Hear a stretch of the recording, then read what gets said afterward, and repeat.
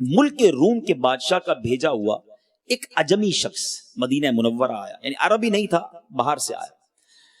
لوگوں سے حضرت عمر فاروق کا پتہ پوچھا کہ وہ کہاں ہیں.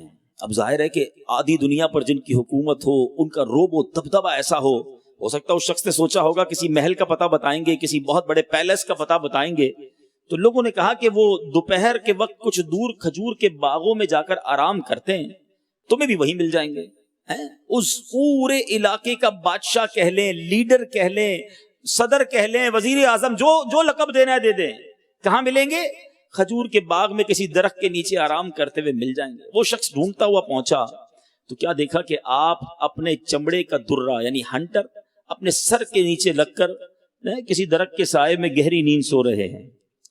اب اس شخص نے دیکھا کہ مسلمانوں کا جو لیڈر ہے، مسلمانوں کا سربراہ اتنا بغیر کسی گارڈ کے اس طرح زمین پر لیٹے ہوئے ہیں. اس نے اپنے ہاتھ میں تلوار نکال لی اور اس نے سوچا کہ اب معاذ اللہ، اس کا ارادہ یہ تھا کہ حضرت عمر فاروق کو قتل کر دوں. جیسے ہی وہ آگے بڑھا، اچانک اس نے 2 شیر دیکھے جو منہ پھاڑے اس پر حملہ کرنے والے ہیں.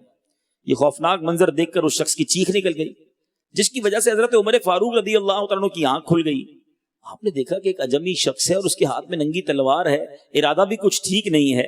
آپ نے اس سے چیخنے کا سبب پوچھا کہ کیا وجہ ہے، کیوں گھبرائے ہوئے ہو؟ تو وہ کہتا ہے کہ حضور یہ معاملہ ہوا کہ میں تو آپ کو قتل کرنے آیا تھا، مگر غیبی میں نے دیکھا، غیبی طور پہ 2 شیر جو ہے وہ آپ کی حفاظت کے لیے موجود ہیں. یہ واقعہ بیان کیا اور اس نے کلمہ پڑھ کر وہ اسلام قبول کر لیا. اللہ اکبر. حضرت عمر نے کیا کیا؟ قاتلانہ حملہ کرنے آیا تھا نا. نبی پاک کی تربیت تھی، آقا سے زبردست تربیت لینے والے تھے. آپ نے اس کو معاف بھی فرما دیا، بلکہ بڑی نرمی اور مہربانی والا اس کے ساتھ برتاؤ بھی کیا. سبحان اللہ. خدا کے فضل سے میں ہوں گدا فاروق اعظم کا، خدا ان کا محمد مصطفیٰ فاروق اعظم کا.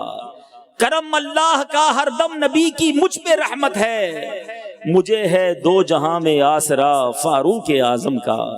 رہے تیری عطا سے یا خدا، تیری عنایت سے ہمارے ہاتھ میں دامن صدا فاروق اعظم کا.